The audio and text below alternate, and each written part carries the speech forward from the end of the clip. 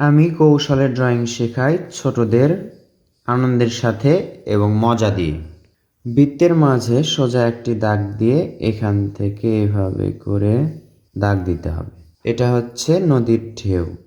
এই নদীর ঢেউ এভাবে করে হালকা করে দাগ দিতে হবে। আবার দেখুন এভাবে করে, আবার এভাবে করে।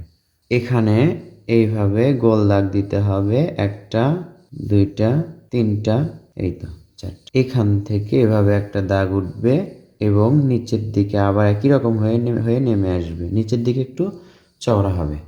আবারও দেখুন এখান থেকে একটা দাগ হবে, আবার নিচের দিকে চওড়া হয়ে নেমে আসবে। 2 দাগের মাঝের দাগটা আমরা রাবার দিয়ে মিশিয়ে দিলাম। এরপর দেখুন এখান থেকে এভাবে ডাল আঁকবো। এটা হচ্ছে ডাব গাছ।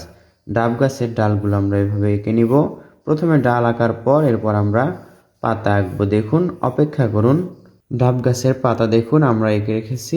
এভাবে পাতাগুলো আঁকবো, একটা দেখেই আপনারা বুঝতে পারবেন। এরপর গাছের মাঝে দেখুন এভাবে করে আমরা দাগ দিব। এই দাগগুলো দেওয়া অনেক সহজ। এখানে একটি সূর্য আঁকবো আমরা। অর্ধবৃত্তকে সূর্য আঁকলাম। সূর্যের পাশ দিয়ে আমরা এভাবে স্কেচ করব। এই তো ডাব গাছের গোড়ার পাথরের নিচের দিকে গাঢ় করব এবং উপর দিকে হালকা রাখবো।